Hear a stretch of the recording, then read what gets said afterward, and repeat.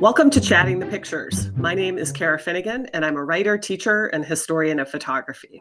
And I'm Michael Shaw. I'm a writer, a psychologist, and also the publisher of Reading the Pictures. Our first segment we call the news, and here we're interested in how news photos tell a story. And this story is both an older story and a very current story. The photo was taken by Rick O'Dell for Getty Images in 2008, and we see Rudy Giuliani, Donald Trump, then New York Mayor Michael Bloomberg, former President Bill Clinton, former New York Yankees manager Joe Torre, and actor Billy Crystal at Joe Torre's Safe at Home Foundation Golf Classic in '08 at the Trump National Golf Club in New York. And just a little bit of background, the photo has been making the rounds on Twitter in the lead up to Super Tuesday, and especially Michael Bloomberg qualifying for this week's Nevada Democratic presidential debate.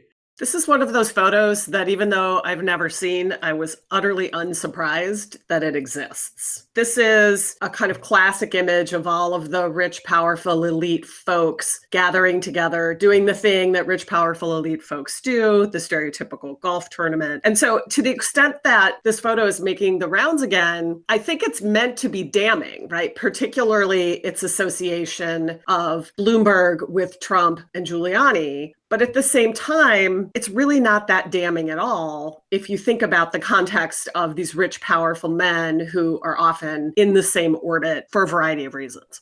We can think about Barack Obama also prioritizing golf as a pastime and a diversion. And it also brings up philanthropy and power. And I think that's where the photo is deriving its importance right now. As Mike Bloomberg comes into the picture, not only has he spent $400 million on his campaign already, Trump only spent $70 million in 2016. But what's become a real issue is his strategic philanthropy. It really shines a light on what we could call the charity industrial complex. Bloomberg has spent $10 billion on his charitable and political pursuits lifetime, but that number was $3.3 billion in 2019 alone. And Bernie Sanders, particularly, who is circulating a crop of this photo showing Trump and Bloomberg on the golf course, has been making the point that Bloomberg has been seeding political organizations and nonprofits as well as candidates for the last year to enhance his standing as he enters the political campaign. I want to just introduce, for what it's worth, a little bit of historical context around the notion of golf as a kind of frame. William Howard Taft received some advice from former President Teddy Roosevelt, who was complaining to Taft that Taft, when he was president, was not picturing himself in the right ways and he wasn't being strategic about the media. And one of the things he told Taft was that you should never be photographed playing certain sports because those were rich people's sports. And then he also informed Taft that golf is fatal. So to the extent that golf is no longer fatal, I think your point about this kind of economic context for thinking about these images, I think in the context of the 2020 race, raises really important questions about both gender and race. One of the ways that this image is not surprising is the extent to which it emphasizes the, however artificial, buddy-buddy nature of powerful elite men having opportunities to interact, to influence, to use quote-unquote soft power with, as the New Republic piece pointed out, with their big drivers. So it isn't just what's in this picture, but it's also who is not there and what does that say about the nature of our political scene right now.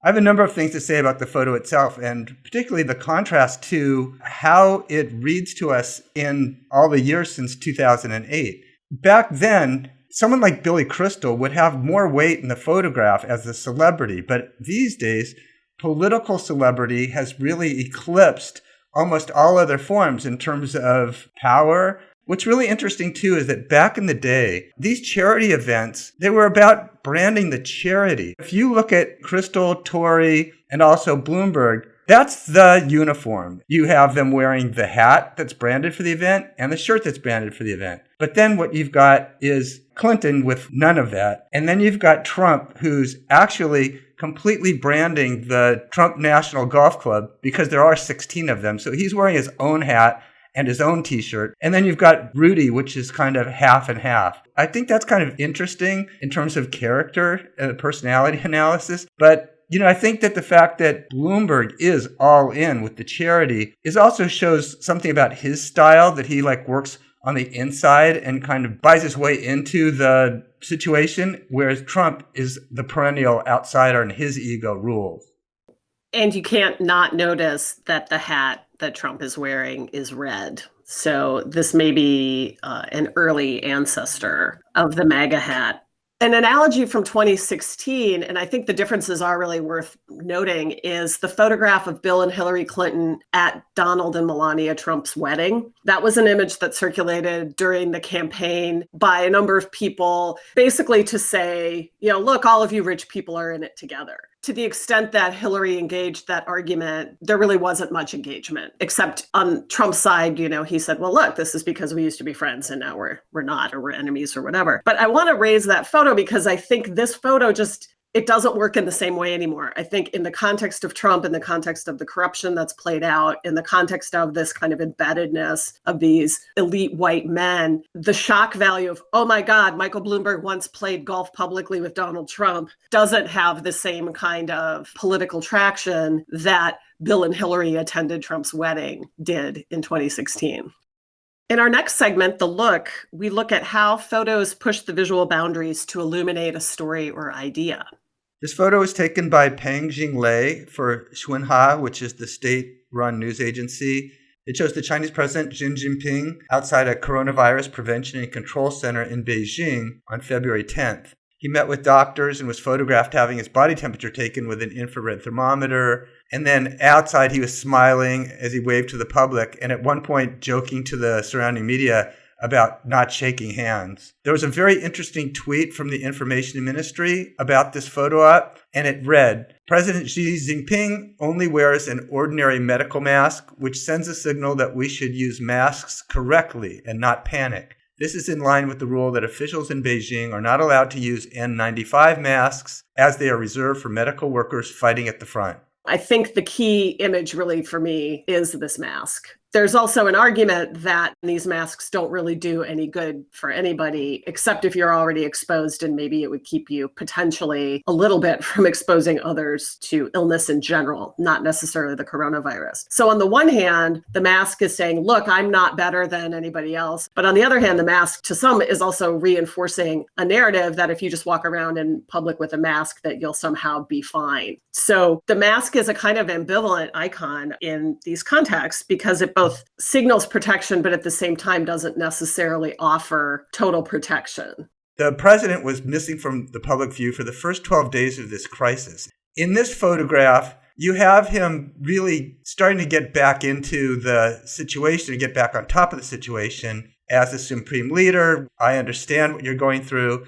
It's when you start thinking about this a little bit more particularly, it really falls apart. The fact that this photograph was taken at a center in Beijing, well, Beijing's like 1,000 kilometers away from Wuhan. So it really is absolutely ridiculous. But against the "we want freedom of speech" hashtag that was coming out of Chinese social media, the death of the Wuhan doctor Li Wenliang that got a certain amount of publicity, the fact you've got cruise ships out there where people are unable to disembark. This is the classic photo of the Chinese president trying to get out in front of a crisis that he may or may not really have a handle on.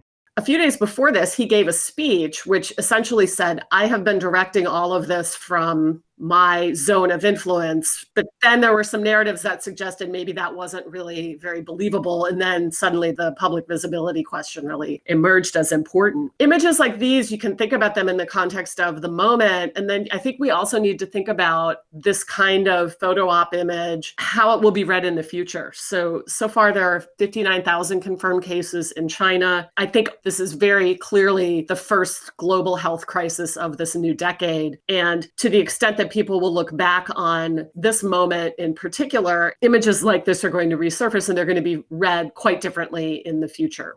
You could almost split this photograph in half, and everyone on the left seems to be more a local, a citizen, especially that woman. You see an enthusiasm for the president, cheering for the president. But then if you look onto the right side of the photograph, you really see what I'm guessing is either security people or state functionaries. You do also get that kind of hard state men backing up the president versus something that's very populist. And the fact that it's bifurcated like that also seems to me about propaganda. Our last segment we call the pick, and here we are interested in what makes a photo a good editorial choice among many options. This photograph was taken by Milena Mara for the Washington Post. We're looking at Elizabeth Warren speaking to supporters in Manchester, New Hampshire. So the photo is week and a half old at this point. We really wanted to show a campaign photograph, and there was something that stood out about this one, maybe in a kind of sad quality to it or a wistful quality. It made me also remember the photo from Iowa that we talked about that featured Elizabeth Warren against a farm landscape and seemed to be so full of possibility. But this photograph, it's beseeching or imploring. But then the question is, on whose behalf is that happening? This is the night that Warren gave her speech on the evening of the New Hampshire primary. You know, the specific context is, okay, I didn't do very well, but we're going to continue to fight on speech. It's a very standard campaign speech, particularly for somebody who did not win. There's a couple of things about this photograph that I think are really interesting. One is Mara has really captured, I think, as you said, a kind of wistful and sad Warren, but a Warren that's very visually consistent with a lot of the other ways she's been represented in the campaign. She is somebody who is physically emotive.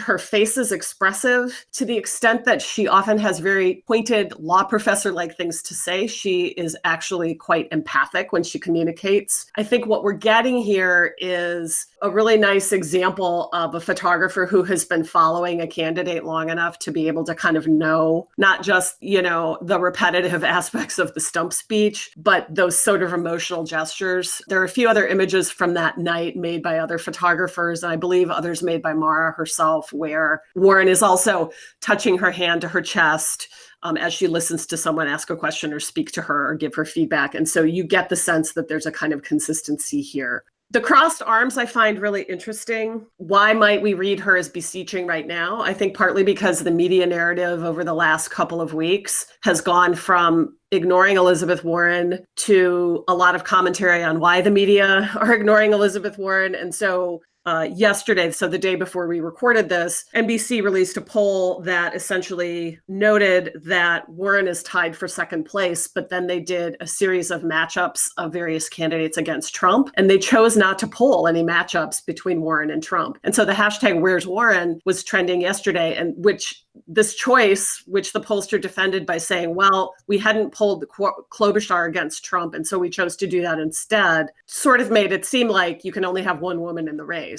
And to the extent that the media narrative and the polls suggest that Warren has been stagnant or slipping, that moment of not setting up a Warren-Trump matchup seems to read like she's done and it's over. I think more broadly, the photo is sort of highlighting the challenge that a lot of women candidates face between being the fighter, being the kind of scrappy person in the ring, and stepping outside of that and offering a broader vision, which women candidates are often asked to do more than men. And the photograph, to the extent that you have that contrast between her beseeching expression, her hand gesture, her very emotional, almost sad expression, and the dream big, fight hard signs on the other side of the image, I think kind of amplify that.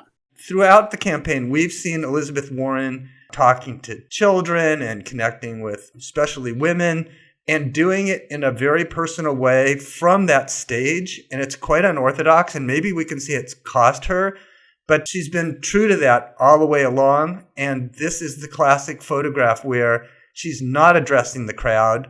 She's not facing the other direction, but she is empathizing with someone, maybe even an individual. And that's what her campaign has been about. There's something about unity that's playing out in this image, or something about identification. We don't know who she's acknowledging at that moment, but one of the things that it makes me think about is, to what extent is she, looking down toward the crowd or the people, as opposed to, at the camera or all of the other contexts in which candidates have to direct themselves. So her wistful glance sort of off stage, if you will, suggests a kind of orientation toward the people, perhaps in that tent. Maybe I'm taking this a little too far, but that glance seems to be more than just a kind of hello and a wave to me.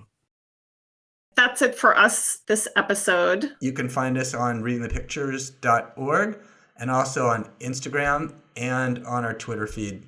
Thanks for joining us.